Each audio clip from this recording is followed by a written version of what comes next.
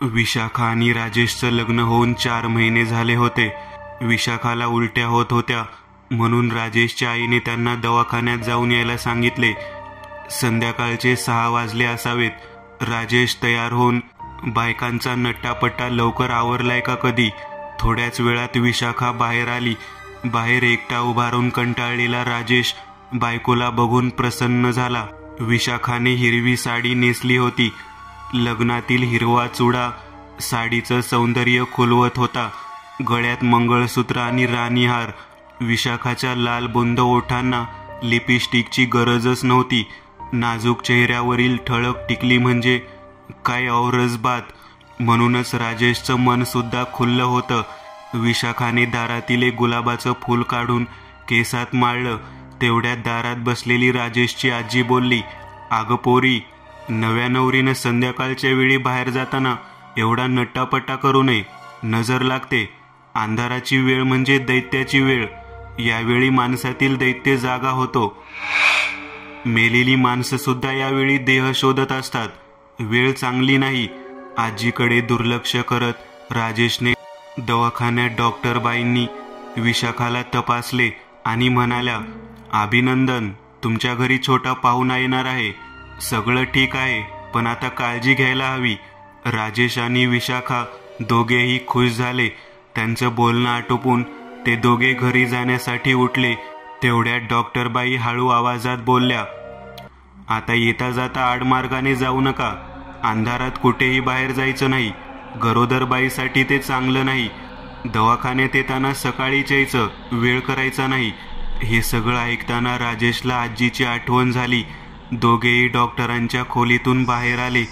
दवाखान्याच्या बाहेर आल्यावर राजेशच्या लक्षात आले की तो रिपोर्ट घ्यायला विसरला. विशाखाला तिथेच थांबायला सांगून तो डॉक्टरांकडे गेला. विशाखाने खुशीतच तिच्या आईला फोन लावला आणि गोड बातमी दिली.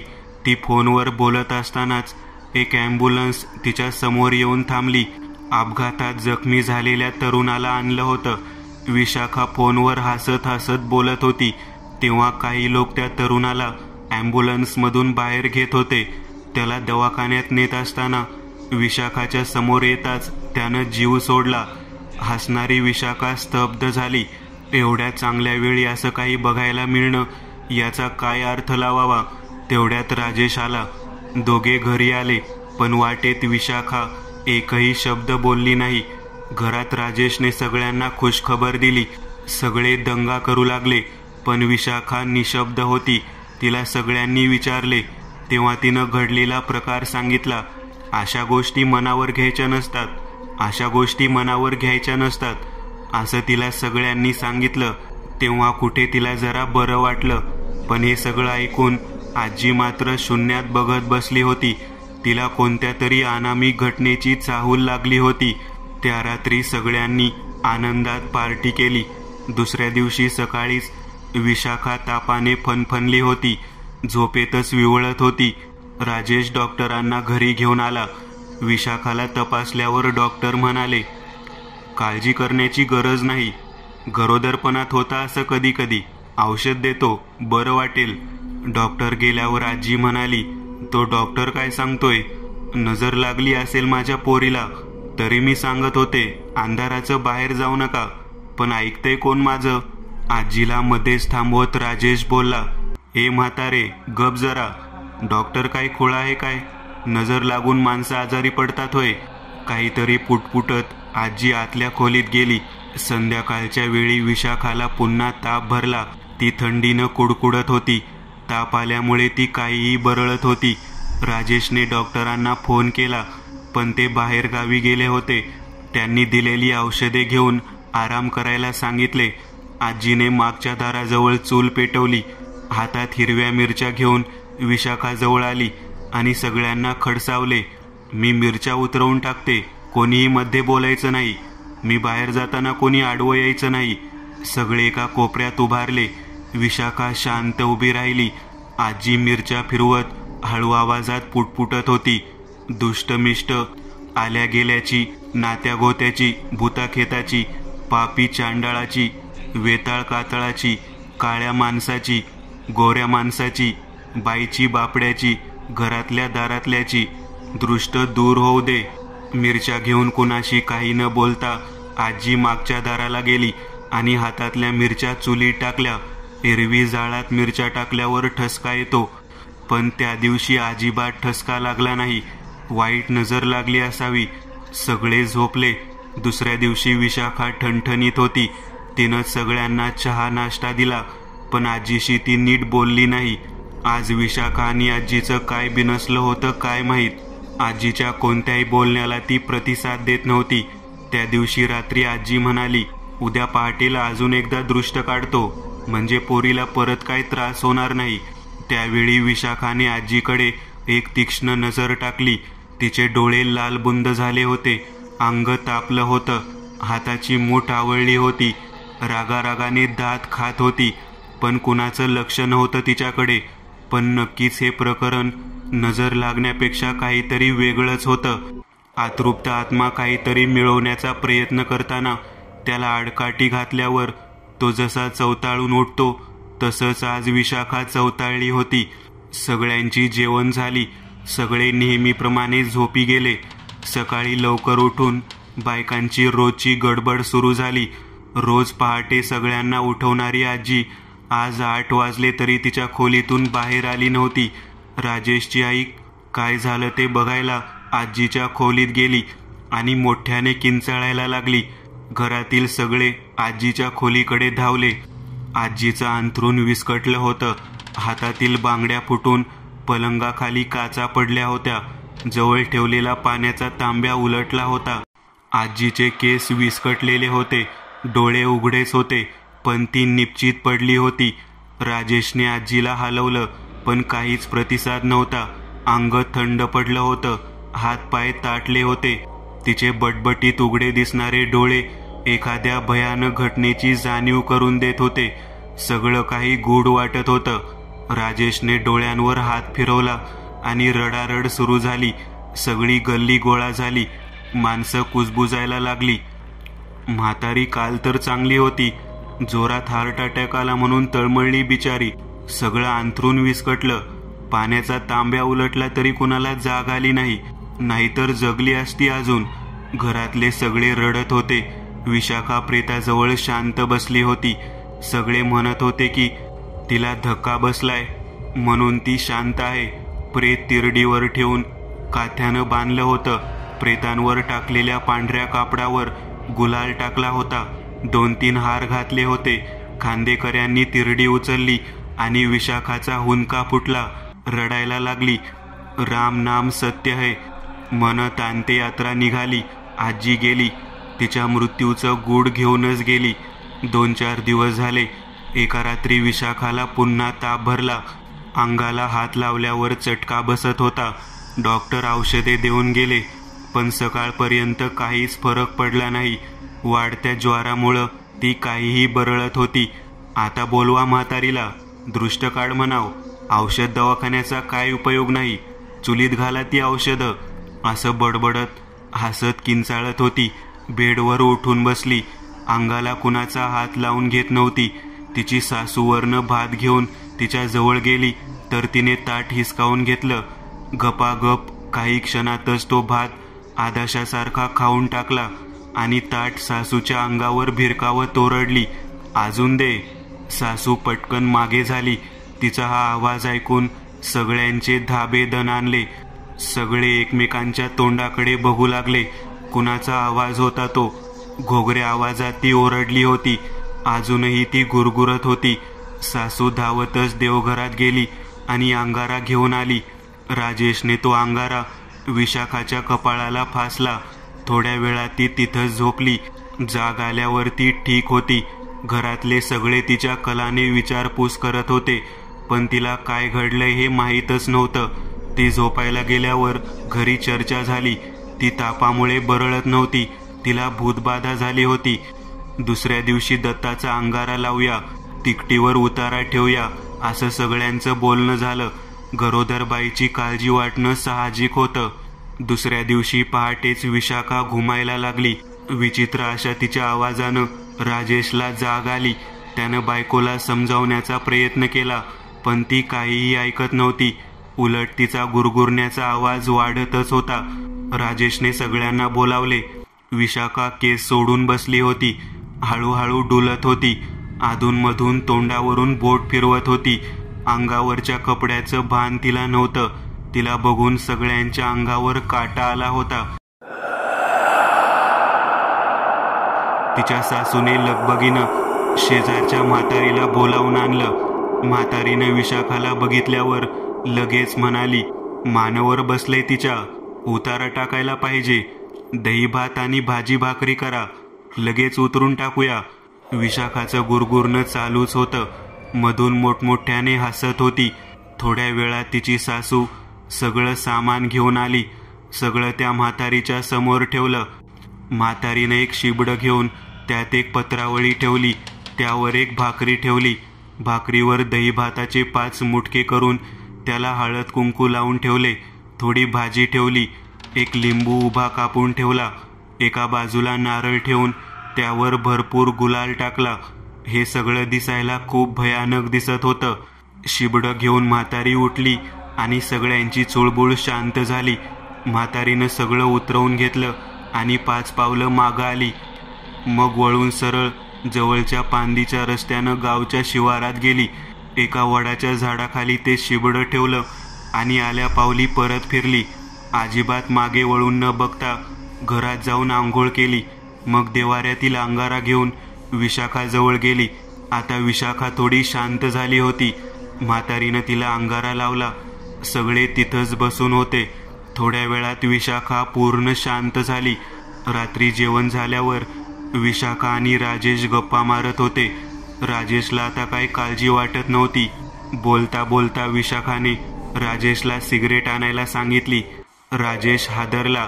तो तिच्याशी समजुतीने बोलू लागला, पण ती एका पुरुषाच्या आवाजात बोलू लागली. चिडून ओरडू लागली. राजेशने एक सिगरेट आणून दिली. विशाखाने सराईतपणे ती सिगरेट 5 मिनिटात संपवली आणि पुन्हा ओरडली, एकच का? पूर्ण पाकिट आण जा. राजेशच्या भावाने एक सिगरेट पाकिट आणलं. एकावर एक अशा सगळ्या सिगरेट विशाखाने संपवल्या. कुणी एका शेजाऱ्याने राजेशला एका दर्ग्याचा पत्ता दिला.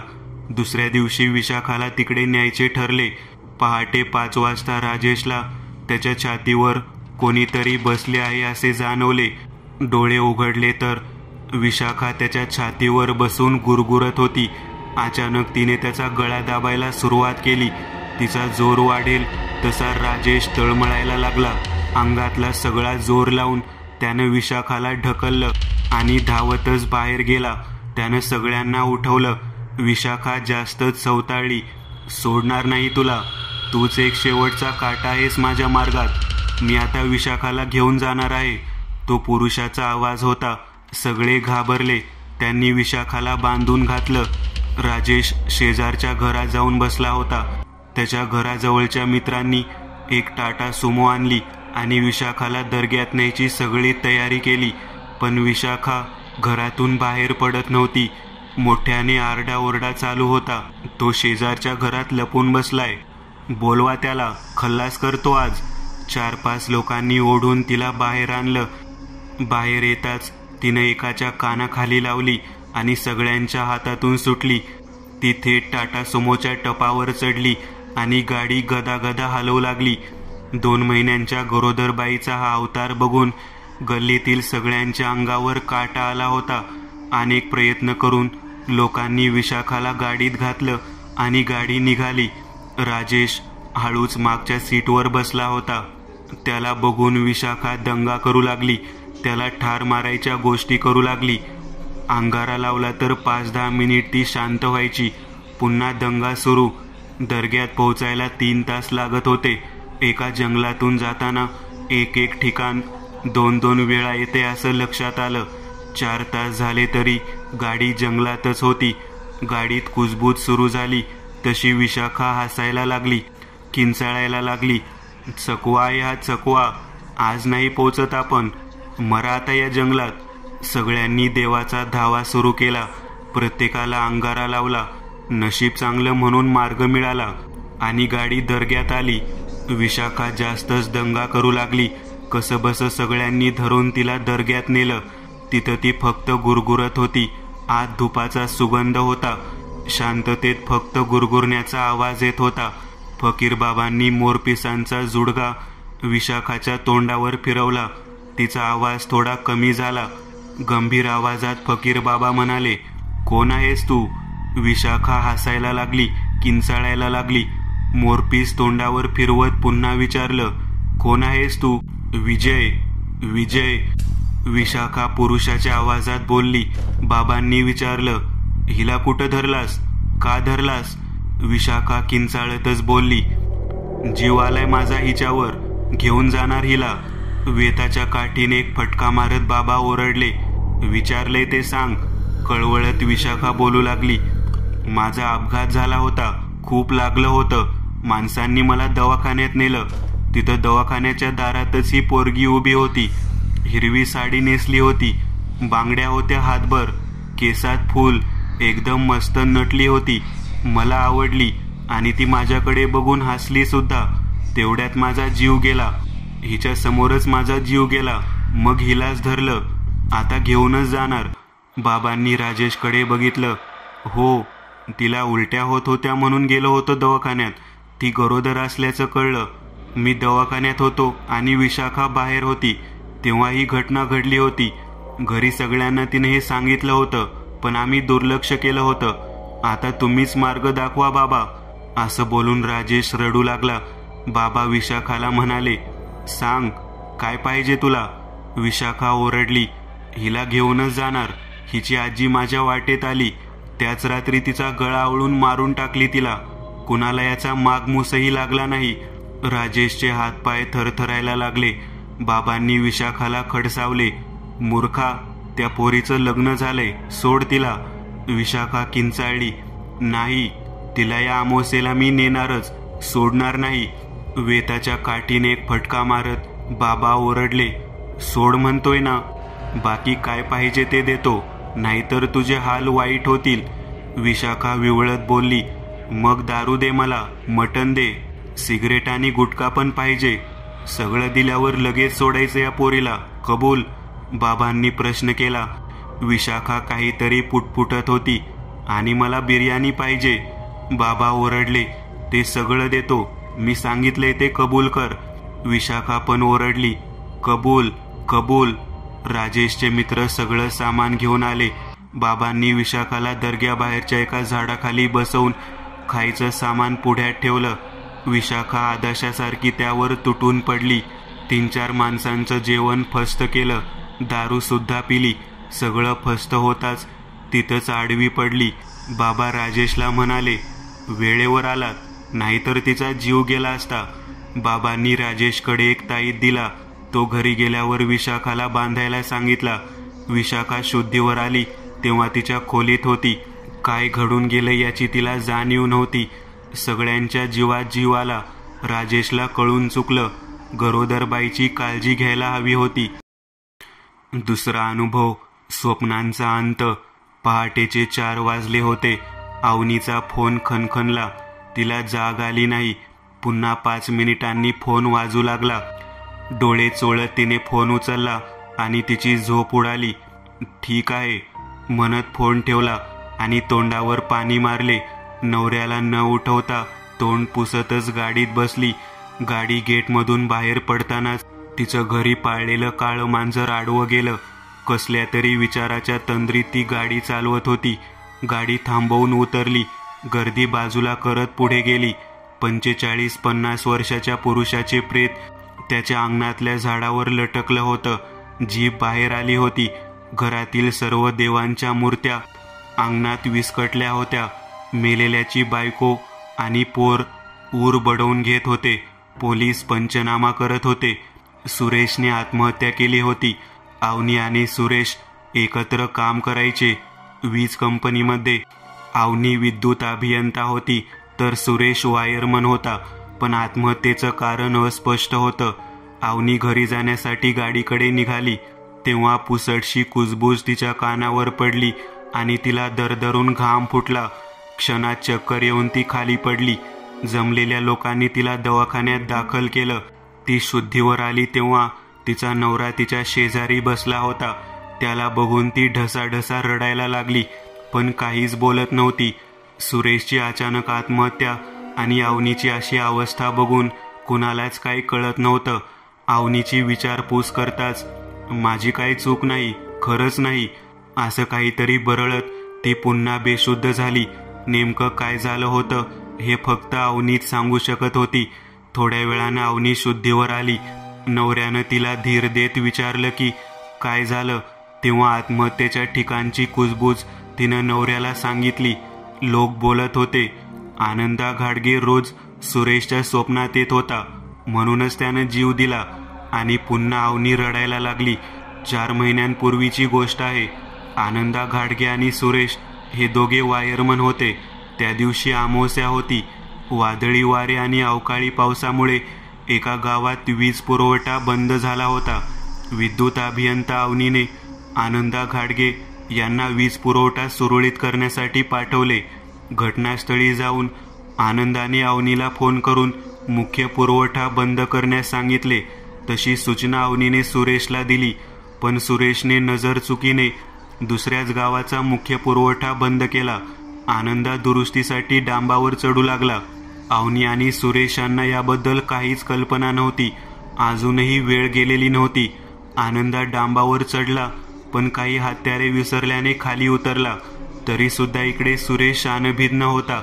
आनंदा पुन्हा डांबावर चढला आणि विजेचा जोरदार झटका बसला. क्षणार्धात कणीस भाजल्यासारखा देह जळाला. तिथं उपस्थित असणाऱ्यांना जळलेला देह बघून उलट्या झाल्या. एक हात डांबावर वायरला चिकटला होता. चेहरा जळलेला होता. डोळ्यांच्या फक्त खोबण्या दिसत होत्या. हातपाय ताटले होते. ऑफिसमध्ये अवनीला फोन आला. बातमी कळताच सगळे घटनास्थळी धावले. ते प्रेत अवनी आणि सुरेश कधीच विसरू शकत नाहीत. त्यांच्या निष्काळजीपणामुळे एका निष्पाप माणसाचा जीव गेला होता. या दुर्घटनेची चौकशी झाली. अवनीने सगळा दोष सुरेशवर लावला. सुरेशची नोकरी गेली. आपल्यामुळं कुणाचा तरी जीव गेला आहे म्हणून सुरेशला मोठा धक्का बसला होता. त्यातच नोकरी गेल्यावर तो खूपच खचला. कुणाशी काही बोलत नव्हता. शून्यात बघत बसलेला असायचा. एके दिवशी सुरेश त्याच्या बायकोला म्हणाला, आनंदा माझ्या स्वप्नात आलेला. त्याच्या तुटलेल्या हातातून रक्त गळत होतं. मला का मारलं असा जाब विचारत होता, पण मी नाही मारलं त्याला. असं बोलत रडायला लागला. बायकोने समजूत घातली, पण अशी स्वप्न त्याला रोज पडू लागली. लोक वेगवेगळे अर्थ लावू लागली. आनंदा सूड घेणार, सुरेशला झपाटले, अशा वावड्या उठत होत्या. सुरेशची बायको त्याला घेऊन एका मांत्रिकाकडे गेली. मांत्रिक म्हणाला, अमावस्येच्या दुसऱ्या दिवशी शांती घालण्यासाठी येतो, पण तोपर्यंत खूप जपावं लागेल, जीवाला धोका आहे. ते घरी गेले. रात्री सुरेशची बायको जेवण करत होती आणि तिला तिच्या मुलांच्या रडण्याचा आवाज आला. ती बाहेरच्या खोलीत गेली. सुरेशने तिला लाल रंगाची साडी फाडली होती. त्यात राख भरून त्याच्या 3 बाहुल्या तयार केल्या होत्या. त्या भिंतीला टेकून उभ्या केल्या होत्या. खडूने भिंतीवर चित्रविचित्र बाहुल्या काढल्या होत्या. त्याकडे बघत मंद हसत होता आणि डुलत होता. आईला बघताच भेदरलेली मुलं आईला बिलगून रडू लागली. थोड्या वेळानं सुरेश शांत झाला आणि तिथंच झोपला. काही दिवस असेच गेले. त्या दिवशी काय घडलं, कसं घडलं, काही माहिती नाही. अमावस्येच्या रात्रीच सुरेश झाडाला लटकला होता. पंचनामा सुरू असताना लोक बोलत होते, आनंदा पण अमावस्येलाच मेला होता आणि सुरेशला सुद्धा त्यानं अमावस्येलाच नेलं. हीच कुजबूज ऐकून अवनीला चक्कर आली होती. अवनीचा नवरा तिला धीर देत म्हणाला, जे झालं त्यात तुझी काही चूक नाही, तू काही विचार करू नकोस. अवनी बोलली, आनंदाने मला वीज पुरवठा बंद करायला सांगितले होते. मी खात्री करून घेतली नाही. माझ्यामुळंच त्याचा जीव गेला. सगळा दोष मी सुरेशवर लावला, म्हणून त्याची नोकरी गेली. म्हणूनच त्यानं जीव दिला. 2 माणसं मेली माझ्यामुळे. पुन्हा रडायला लागली. नवऱ्यानं तिला धीर देत या धक्क्यातून बाहेर काढले. थोड्या दिवसात अवनी हे सगळं विसरून गेली. महिनाभरानंतर अमावस्येच्याच रात्री अवनीला एक भयानक स्वप्न पडलं. ती घामानं डबडबली होती. त्या रात्री तिला झोप लागली नाही. दिवसभरात याबद्दल कुणाशी काही बोलली नाही. दुसऱ्या दिवशी रात्री पुन्हा तेच स्वप्न. आनंद आणि सुरेश तिला दिसत होते. आनंदाच्या डोळ्यातून रक्त गळत होतं. शरीर अर्धवट जळलं होतं. सुरेशची जीभ तोंडाबाहेर लोंबत होती. ते तिला म्हणत होते, मॅडम, आमची काय चूक होती? का जीव घेतला आमचा? आमची मुलं अजूनही आमची वाट बघत बसतात. त्यांना पण मारून टाका, मारून टाका. तुमच्या संसाराची पण राख रांगोळी होईल. अवनी थरथर कापत होती. नवऱ्याला जाग आली. तिनं सगळं नवऱ्याला सांगितलं. सकाळ होताच दोघं मानसोपचार तज्ज्ञाकडे गेले. अवनीला मानसिक धक्का बसल्याचे समजले. उपचारानंतर ती बरी होईल असा विश्वास डॉक्टरांनी दिला. दवाखान्यातून बाहेर पडताना तिथला वॉचमन जवळ आला आणि हळू आवाजात म्हणाला, साहेब, अशा केस इथं आणायच्या नसतात. एक बाबा आहे, तिथे एकदा तरी जाऊन या, नक्की मार्ग मिळेल. असं बोलत त्याने एक पत्ता दिला. अवनीच्या नवऱ्याचा अशा गोष्टींवर विश्वास नव्हता, पण कधी कधी विश्वास ठेवावा लागतो. घरी जाण्याआधी ते दोघे त्या बाबाकडे गेले. तिथं गेल्यावर अवनी आणि तिचा नवरा 1 तास दारातल्या कट्ट्यावर बसून होते. बाबा बाहेर आले. अवनीकडे कटाक्ष टाकला आणि गंभीर आवाजात म्हणाले, आज का आलाय? खूप दिवस झाले या सगळ्याला. अवनीचा नवरा बोलला, बाबा, माफ करा, आम्हाला आजच तुमची माहिती मिळाली. आता मार्ग दाखवा. बाबांचा गंभीर स्वर कानावर आला, येत्या अमावस्येच्या दुसऱ्या दिवशी या, पण तोपर्यंत खूप काळजी घ्यायला हवी. अमावस्येची रात्र डोळ्यात तेल घालून लक्ष ठेवा. काहीही होऊ शकतं. ते मी बोलू नये, तुम्ही ऐकू नये. असं बोलतच बाबा आत गेले. दोघे घरी जाण्यासाठी निघाले. वाटेत अवनी म्हणाली, आपण पुन्हा त्या बाबाकडे नाही जायचं. नवरा म्हणाला, असं का? अवनी गुरगुरली, सांगतोय तेवढं ऐक. अवनीचा आवाज वेगळाच होता. पुरुष बोलत असावा असा आवाज. नवऱ्याच्या अंगावर काटा आला होता. एकही शब्द न बोलता दोघे घरी आले. रात्री अवनीच्या नवऱ्याला जाग आली, पण अवनी बेडवर नव्हती. प्रत्येक खोलीत तो आपल्या बायकोला शोधू लागला. एवढ्यात देवघरात काहीतरी आवाज झाला. तो देवघराजवळ गेला. समोरचं चित्र बघून तो मटकन खाली बसला. देवाऱ्यातील सगळे देव विस्कटले होते. फरशीवर हळद कुंकू पसरले होते. त्यावर बोटे ओढून चित्रविचित्र आकृत्या काढल्या होत्या. अवनी एका कोपऱ्यात बसून दिव्यातील तेल पीत होती. असं भयानक चित्र तिच्या नवऱ्यानं कधीच बघितलं नव्हतं. थोड्या वेळाने अवनी उठली आणि बेडरूममध्ये गेली. तिचा नवरा तसाच बसून राहिला. सकाळी उठल्यावर अवनीने चहा केला. सगळं काही ठीक होतं. नवऱ्याबरोबर ती नीट बोलली, पण रात्रीचा प्रकार बघून तो भेदरला होता. त्यानं त्याच्या आईला बोलावून घेतलं. अवनीला एकटं सोडणं धोक्याचं होतं. आई आणि अवनीला घरी घेऊन तो बाबांकडे निघाला. दवाखान्याचा काही उपयोग नाही याची त्याला खात्री पटली. विचाराच्या तंद्रीत तो बाबांच्या दारात पोहोचला. बाबा दारातच होते. तो पुढे येणार तोच बाबा बोलले, थांब तिथंच. हे असं होणारच होतं. घरी जाऊन सगळे देव नीट ठेव, पूजा कर. अमावस्येपर्यंत तुला थांबावंच लागेल, जा. त्यानं घरी जाऊन देवपूजा केली. दिवस मावळायला लागला तसा अवनीचा रंग बदलू लागला. सकाळपासून नीट बोलणारी अवनी छोट्या छोट्या गोष्टींवरून चिडू लागली. तिचा आवाज बदलू लागला. ती एकटीच बेडरूममध्ये बसली होती. नवरा आणि सासू बाहेर होते. अचानक बेडरूममधून धूर आला. तिचा नवरा लगेच तिकडे धावला. एका कोपऱ्यात सगळे कपडे जळत होते आणि अवनी बाजूला बसून टाळ्या वाजवत मोठमोठ्याने हसत किंचाळत होती. तिच्या नवऱ्यानं पाणी मारून आग विझवली. सासूने अवनीच्या अंगावर पाणी ओतले. तशी ती घाबरली.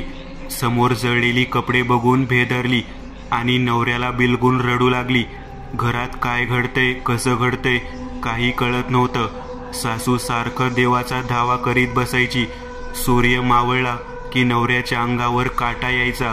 एका रात्री मांजराच्या रडण्याचा आवाज आल्यामुळे अवनीच्या नवऱ्याला जाग आली. तो उठला. अवनी बेडवर नव्हती. आईला उठवलं आणि घरात सगळीकडे बघू लागला. मागचं दार उघडलं. त्यांचं मांजर रक्ताच्या थारोळ्यात मरून पडलं होतं. अवनी तिथंच बसली होती. तिचं तोंड रक्तानं माखलं होतं. दिवसेंदिवस अवनी तिचं अस्तित्व विसरत चालली होती. एक बाह्य शक्ती तिच्यावर अधिकार गाजवू पाहत होती. एके दिवशी संध्याकाळी अवनी लवकर जेवायला बसली. तिची सासू गरमागरम चपात्या करत होती. अवनी एक एक करत चपात्या खात होती. 4 चपात्या खाल्ल्यावर सासू म्हणाली, "अगं बास आता, पोटात दुखेल." लगेच अवनी गुरगुरली. सासू पुन्हा काही बोलली नाही. 13 चपात्या खाऊन अवनी उठली. रात्री पोटात दुखू लागलं म्हणून रडायला लागली. उलट्या झाल्यावर तिला जरा झोप लागली. बघता बघता अमावस्या आली. बाबांनी सांगितलं होतं, अमावस्येच्या रात्री काळजी घ्यावी लागेल. रात्री 8 वाजता सर्वजण जेवले. अवनीला झोपवलं. नवरा तिच्या शेजारीच बसला होता. सासू देवघरात जप करत बसली होती. रात्री 12च्या दरम्यान दारावर थाप पडली. दोघेही दचकले. कुणी काय आवाज केला नाही. त्या भयान शांततेत पुन्हा दार ठोठावलं. पुन्हा ठोठावलं. तिचा नवरा धाडस करून दाराजवळ गेला आणि आवाज दिला, "कोण आहे?" काहीच आवाज नव्हता. त्यानं हळूच दार उघडलं, पण बाहेर कोणच नव्हतं. दार लावून तो अवनीजवळ येऊन बसला. अचानक त्याचा आणि त्याच्या आईचा डोळा लागला. 15-20 मिनिटांनी त्याच्या आईला जाग आली. तिनं त्याच्या मुलाला उठवलं. अवनी बेडवर नव्हती. दोघांनाही घाम फुटला. शोधाशोध सुरू झाली. रात्रीचा 1 वाजत आला, पण अवनी सापडली नाही. तिच्या नवऱ्यानं लगेच पोलीस स्टेशन गाठलं. पोलिसांनी तत्परता दाखवली. तपास सुरू केला, पण काहीच हाती लागलं नाही. पहाटे 6 वाजता एका शेतकऱ्याचा पोलीस स्टेशनला फोन आला, "साहेब, मी शेतात निघालो होतो. वाटेत एका झाडाला एक प्रेत लटकले." अवनीचा नवरा आणि पोलीस लगेच घटनास्थळी धावले. ती अवनीच होती. विस्कटलेले केस, हातातील बांगड्या फुटल्यामुळे रक्त गळलं होतं. बाहेर आलेली जीभ अतिशय भयानक दिसत होती. अवनीचा नवरा शांत उभा होता. विचित्र स्वप्नांचा भयानक अंत झाला होता.